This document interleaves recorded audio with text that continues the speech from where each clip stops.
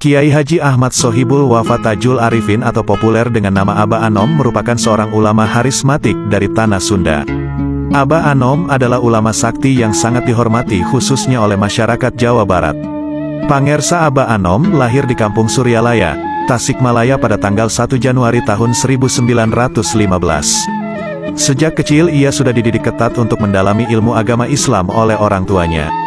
Ayah Aba Anom bernama Syekh Abdullah Mubarak bin Nur Muhammad, Aba Sepuh, pendiri Pondok Pesantren Suryalaya Tasikmalaya. Tidak heran jika seorang ayah menginginkan putranya melanjutkan perjuangannya. Sementara, ibunya bernama Hajah Juhriyah. Aba Anom termasuk ulama yang sakti. Ia memiliki karomah luar biasa.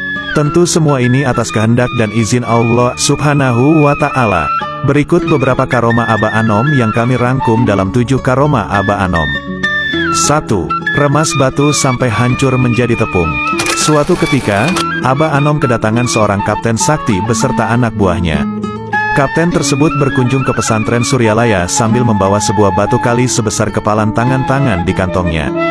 Kapten tersebut menunjukkan keahliannya di depan Aba Anom. Batu yang ia bawa dikeluarkan dan diletakkan di tangannya. Dengan sekali pukul, batu tersebut terbelah menjadi 2. Sang kapten kemudian meminta Aba Anom menunjukkan kemampuannya. Dengan santai dan tersenyum, Aba Anom yang menerima batu dari kapten itu langsung meremasnya hingga menjadi tepung yang halus. 2. Ikan dan burung. Kemudian Aba Anom meminta segelas air kepada tukang masak di dapur.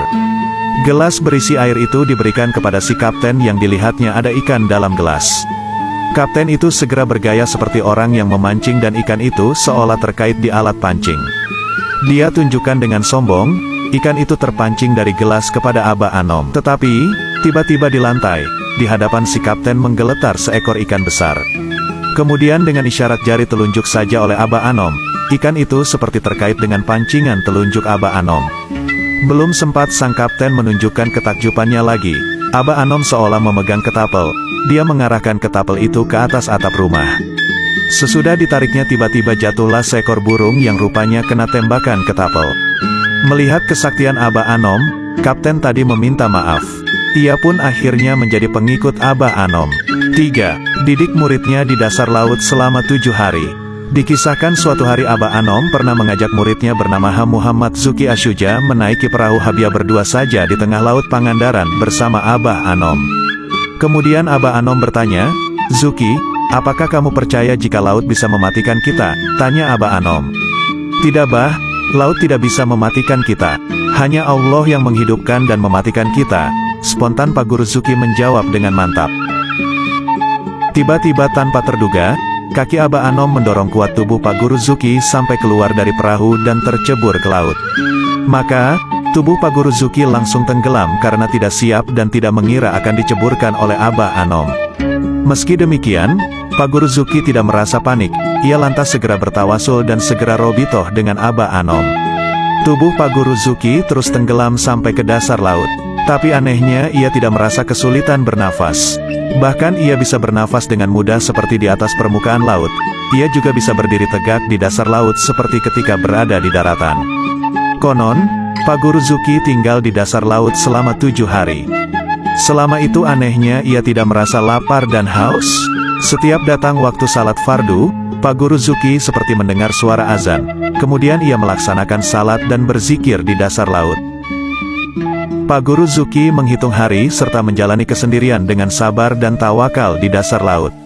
Sampai kemudian Pak Guru Zuki melihat sorban pangersa Aba Anom terulur memanjang dari atas permukaan laut sampai ke hadapannya. 4. Wanita penderita penyakit kista, setelah minum air malah divonis hamil 8 bulan.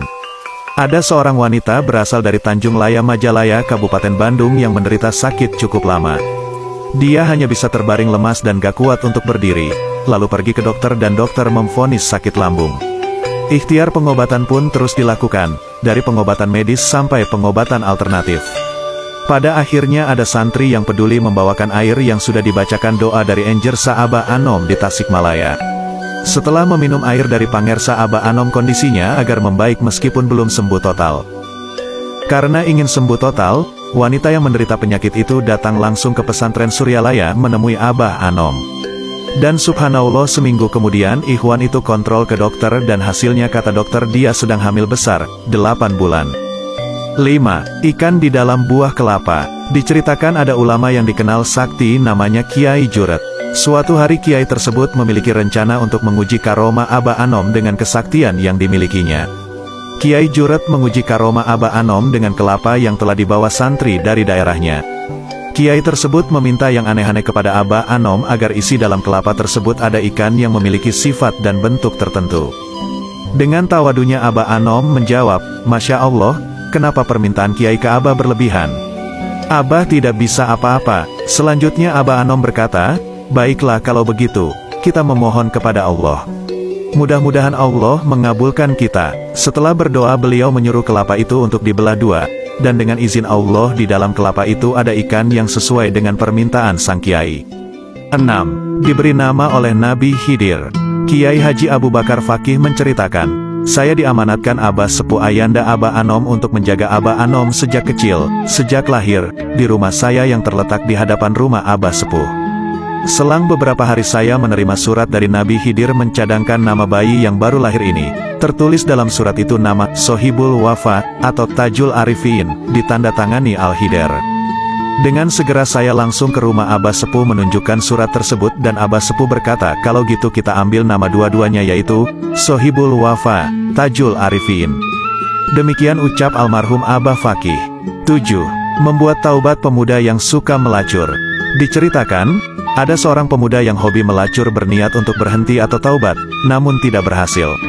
Sudah berbagai cara untuk menghentikannya, namun hobi melacur tidak juga berhenti. Akhirnya, dalam keadaan kondisi jiwa yang begitu kritis, pria itu datang ke pondok pesantren Suryalaya menemui Aba Anom. Singkat cerita, pria itu menyampaikan maksud kedatangannya kepada Aba Anom. Lalu dengan teduh Aba Anom berpesan, "Tidak apa-apa, asal jangan dilakukan di depan Abah." Sejak saat itu setiap dia akan berbuat lacur selalu terbayang dan seolah-olah ada sosok Aba Anom di hadapannya, dan akhirnya berhenti. Demikian beberapa karomah Aba Anom yang sangat masyhur di kalangan umat Islam khususnya Jawa Barat. Semoga menjadi penambah wawasan kita dan menambah keyakinan akan ajaran agama kita. Amin.